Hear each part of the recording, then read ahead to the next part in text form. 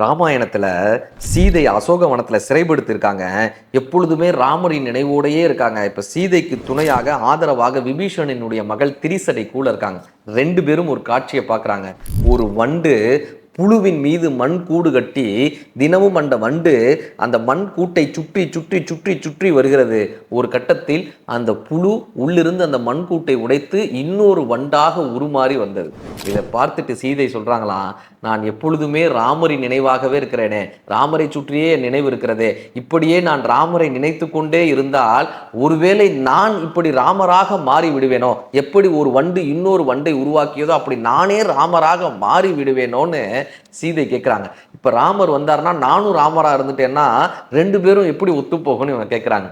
அப்போ திரிசடை சொன்னாங்களாம், நீங்கள் எப்படி ராமருடைய நினைவாகவே இருக்கிறீங்களோ அப்படி ராமர் சீதையினுடைய நினைவாகவே இருந்து ராமர் சீதையாக மாறிடுவார், நீங்கள் ராமராக மாறிடுவீங்க, அப்பையும் ஜோடி பொருத்தம் சரியாகத்தானே இருக்கும்னு திரிசடை சொன்னாங்களாம்.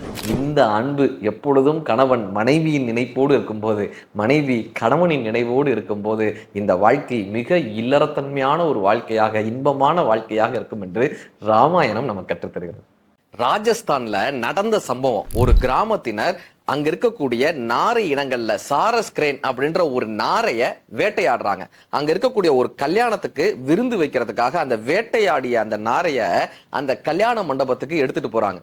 தூரத்துல இருந்து அந்த நாரையினுடைய துணை நாரை, பெண் நாரை அதை தூரத்துல இருந்து அதை பார்த்துக்கிட்டே இருக்கு. தன்னுடைய துணையை இவங்க எடுத்துட்டு போறாங்கன்றது தெரியுது. அந்த கல்யாண மண்டபம் எங்க எடுத்துட்டு போறாங்கன்ற வரைக்கும் அந்த பெண் நாரை பார்த்துட்டே இருக்கு. அந்த ஆண் நாரை, வேட்டையாடப்பட்ட ஆண் நாரை சமைத்து எல்லாருக்கும் பரிமாறவும் பட்டுருச்சு. இந்த பெண் நாரை என்ன தெரியுமாங்க பண்ணது? தினம் அந்த கல்யாண மண்டபத்துக்கு வந்து தினம் அழுகிறது, தினம் தன்னுடைய ஆண் பறவையை, தன்னுடைய துணையை தேடி தேடி தேடி தேடி சுற்றி கொண்டே இருக்குது. தினமும் தன்னுடைய துணை கிடைத்து விடாதான்ற ஏக்கத்தோடு அந்த கல்யாண மண்டபத்தை சுத்தி சுத்தி வருது. ஒவ்வொரு இடத்துலயும் தன்னுடைய துணை இருக்கா இருக்கா இருக்கான்னு பார்த்துக்கிட்டே இருக்கு. ஒவ்வொரு நாளாக தன்னுடைய துணையை தேடி தேடி தேடி தேடி 10 நாளில் தன் துணையோடு சேர முடியாதுன்னு தெரிந்த பின்பு அந்த பெண்ணாரை அதே மண்டபத்திலேயே உயிரை விட்டுருது சார். அந்த பெண்ணாரையும் அங்கேயே இறந்து போகுது.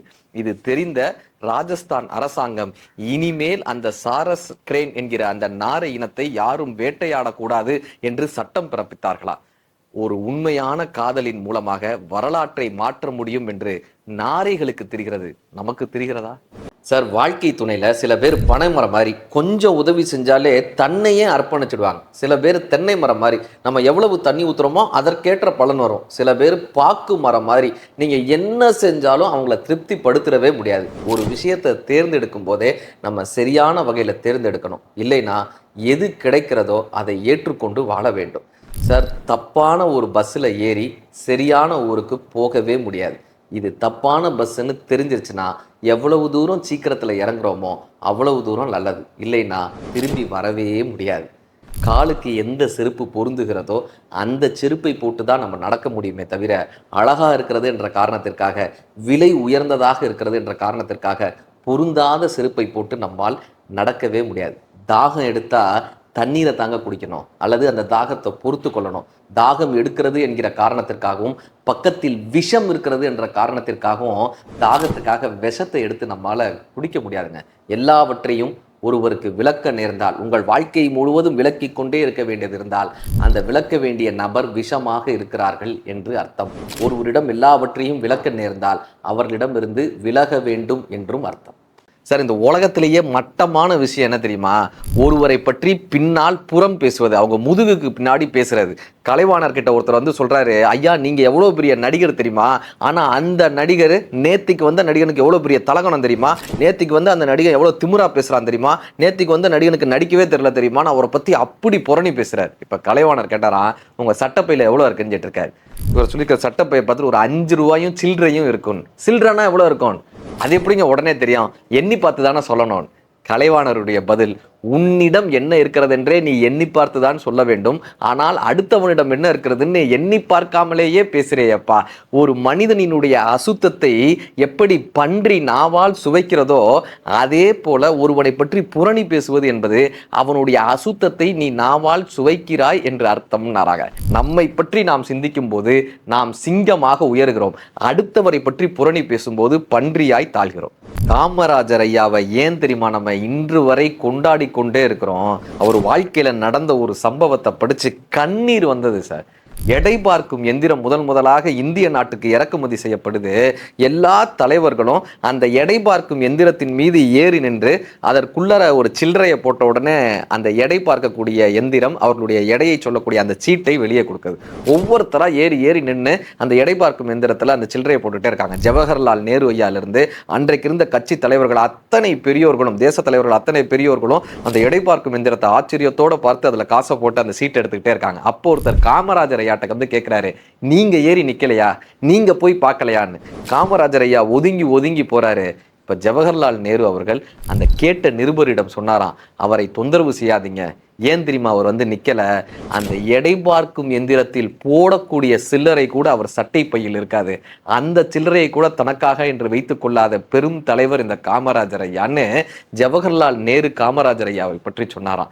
நான் அரசியலுக்கு வருவதன் மூலமாக பணம் சம்பாதித்து விட மாட்டேனா, பதவியை சம்பாதித்து விட மாட்டேனா, அதிகாரத்தை சம்பாதித்து விட மாட்டேனா, நான் இன்னும் வளர்ந்து விட மாட்டேனா என்று அரசியலுக்கு வரக்கூடிய இக்கால தலைவர்கள் ஒவ்வொருவரும் காமராஜர் ஐயாவினுடைய வாழ்க்கையை ஒரு முறையேனும் படிக்க வேண்டும் சார். ஒரு காலகட்டத்தில் படித்தவர்கள் தலைவர்களாக இருந்தாங்க, சமூகத்தின் மீது அக்கறை கொண்டவர்கள் தலைவர்களாக இருந்தாங்க, இந்த சமூகத்தை காக்க வேண்டும் என்று நினைத்தவர்கள் தலைவர்களாக இருந்தாங்க, நல்ல போர் வீரர்கள் ராஜாக்களாக இருந்தாங்க. இன்னைக்கு யார் கூட்டம் அதிகமாக வச்சிருக்காருன்னு அவனை பெரிய ஆளுன்றாங்களே.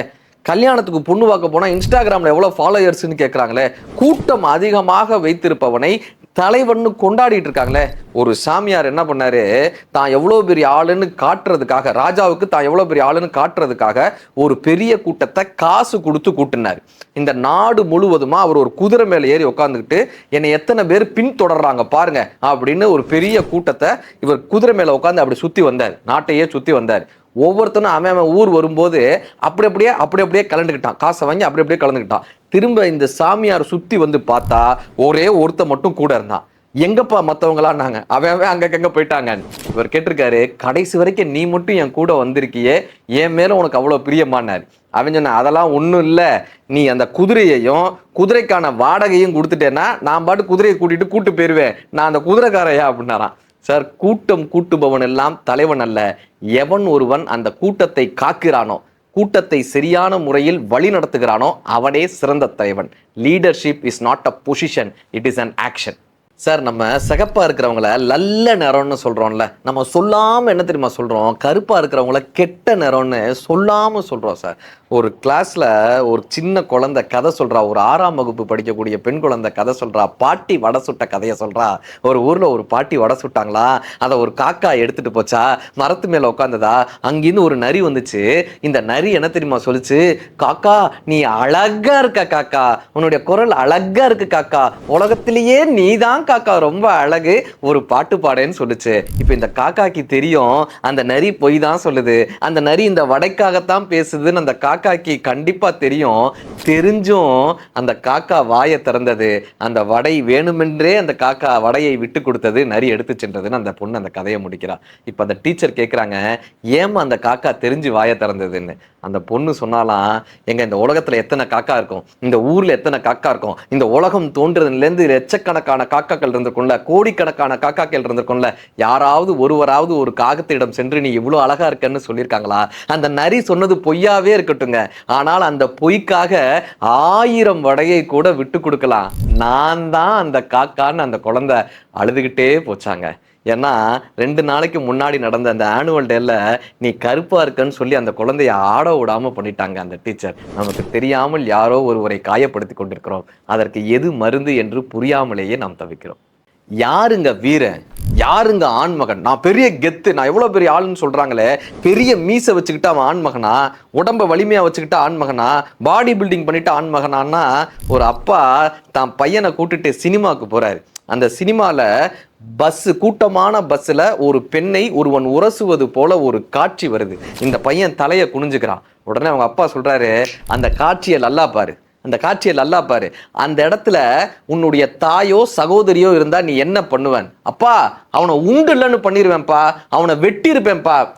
அவங்க அப்பா சொல்றாரு, கெட்டவர்களினுடைய செயல் மட்டும் அயோக்கியத்தனமானது அல்ல, நல்லவர்களினுடைய மௌனமும் அயோக்கியத்தனமானதுதான். இனிமே நீ போகக்கூடிய அந்த சமூகத்துல இப்படியான செயல்கள் அதிகமாக நடக்கும். எந்த ஒரு பெண் கஷ்டப்பட்டாலும் அந்த இடத்தில் அது உன் தாயாகவும் சகோதரியாகவும் வெகுண்டு எழுந்தால் நீதான் ஆண்மகன் அந்த அப்பா கற்றுக் கொடுத்தாராங்க. எவன் ஒருவன் பெண்களுக்கு அநீதி நினைக்கும் போது அவளை தன் தாயாகவும் தன் சகோதரியாகவும் நினைத்து அவளை காக்க துணிகிறானோ அவன்தான் ஆண்மகன். உன்னை விட நான் எவ்வளோ பெரிய ஆளு தெரியுமா? நீ பார்க்குற வேலையெல்லாம் ஒரு வேலையா? நான் பார்க்குற வேலை எவ்வளோ பெரிய வேலை தெரியுமா? உன்னை விட நான் எவ்வளோ பெரிய அதிகமாக வேலை பார்க்குறேன் தெரியுமா? என் வேலை எவ்வளோ உயர்ந்த வேலை தெரியுமான்னு நம்ம எத்தனை பேர்கிட்ட அகங்காரமாக பேசுகிறோம். வீட்டில் கணவன் மனைவி கிட்டையோ அல்லது மனைவி கணவன் கிட்டையோ நான் எவ்வளோ பெரிய ஆளு தெரியுமான்னு பேசிக்கிட்டே இருக்கோமேங்க. அவ்வை சொல்லுவாங்க, வான்குருவியின் கூடு வல்லரக்கு தொல்கரையான் தேன் சிலம்பி. சார், இந்த வான்குருவியின் கூடு, ஒரு குருவி தூக்குனாங்குருவி கூடு மாதிரி ஒரு கூடு உன்னால கட்டிட முடியுமா? இந்த கரையான் புத்து மாதிரி ஒரு கரையான் புத்தை உன்னால கட்டிட முடியுமா? தேன் ஒரு சொட்டு தேன் விழாம அவ்வளோ பெரிய தேன் கூட ஒரு தேனி கட்டுதே, அப்படி ஒரு தேன் கூட கட்டிட முடியுமா? வான்குருவியின் கூடு வல்லரக்கு தொல்கரையான் தேன் சிலம்பி சிற்பி யாவருக்கும் செய் அரிதாம் யாம் பெரிதும் வல்லோமே என்று வலிமை கூற வேண்டாம் கான் எல்லோருக்கும் ஒவ்வொன்று எளிதுன்னுவாங்க. சார், சமைக்க தானே உனக்கு தெரியுது, பிள்ளைய பார்த்துக்கிறது தானே உனக்கு தெரியுதுன்னா அந்த சமைக்கிறது நமக்கு தெரியாதே சார், அந்த பிள்ளைகளை பார்த்துக்கிறது நமக்கு தெரியாதே சார், வீட்டை பார்த்துக்கிறதுக்கு நமக்கு தெரியாதே சார். ஒவ்வொருவருக்கும் ஒவ்வொன்று எளிது, ஒவ்வொருவருக்கும் ஒவ்வொன்று அரிது. வேலையில் இந்த வேலை பெரியது அந்த வேலை சிறியது என்று எந்த வேலையும் கிடையாது. எல்லா வேலையும் சரி நிகரானது. ஒரு டெய்லர் கிட்ட ஒருத்தர் சட்டை தைக்கிறதுக்காக துணி கொண்டு போய் கொடுத்தான். ஒரு வாரம் ஆச்சு. அந்த டெய்லர் என்ன பண்ணாரு, இவனுக்கு எடுத்த அளவை விட்டுட்டு ஏதோ ஒரு அளவுல அவருக்கு தெரிஞ்ச ஒரு சட்டையை தைச்சார். இப்போ அவன் அந்த சட்டையை போட்டு பார்த்தான். அங்கே கடையிலேயே போட்டு பார்த்தான். ஒரு கை நீளமாக இருக்கு, ஒரு கை குள்ளமாக இருக்கு, ஒரு பக்கம் இழுத்துக்கிட்டு இருக்கு, இந்த தோல் பட்டை சரியா வரல. இப்போ அவர் சொன்னார், என்னங்க சட்டையை இப்படி தைச்சு வச்சுட்டீங்களேன்னு. இந்த டெய்லர் சொன்னார், ஒன்றும் பெரிய விஷயம் இல்லைங்க, ஒரு கையை மேலே இழுத்துக்கங்கன்னாரு, ஒரு கையை கீழே இழுத்துக்கங்க, இந்த பக்கம் இதாயிடுச்சு முதுகு கொஞ்சம் சாச்சுக்கங்க, இப்படி நடங்க அப்படி நடங்க, இப்போ சரியாயிடுச்சு பார்த்தீங்களா அப்படின்னாரு. இவரும் வேற வழி இல்லாமல் இந்த சட்டையை தைச்சிட்டானே, நம்ம உடம்பை இதுக்கேத்தாப்புல சட்டைக்கேத்தாப்புல பொருத்திக்குவோன்னு உடம்ப கோணலா வச்சுக்கிட்டு இப்படி நடந்துக்கிட்டே வந்தார். எய்த்தாப்புல வந்தவர் கேட்டாரு, இந்த சட்டையை அந்த டெய்லர்கிட்ட தானே கொடுத்து தைச்சிங்கன்னு, எப்படிங்க கண்டுபிடிச்சிங்க? உங்களை மாதிரி குறைபட்டவருக்கு இப்படி அழகா சட்டை தைக்க அந்த டெய்லரால தான் முடியும் அப்படின்னாராம். சார், அடுத்தவர்கள் செய்யக்கூடிய தவறுகளை நாம் ஏற்றுக்கொண்டு ஏற்றுக்கொண்டு ஏற்றுக்கொண்டு அதற்கேற்றாற்போல் நம்மை மாற்றிக்கொண்டு இந்த வாழ்க்கையை நடந்தோமே ஆனால் நாம் கோமாளிகளாக குறைபட்டவர்களாக மட்டுமே நின்று கொண்டிருப்போமே தவிர ஒருவர் செய்யக்கூடிய தவறை சுட்டிக்காட்டி அதை சரிபடுத்தும் போதுதான் நாம் சரியான மனிதர்களாக நமக்கு தேவையான வாழ்க்கையை மாற முடியும். மாற்ற முடியாததை ஏற்றுக்கொள்ள வேண்டும், ஏற்றுக்கொள்ள முடியாததை மாற்ற வேண்டும்.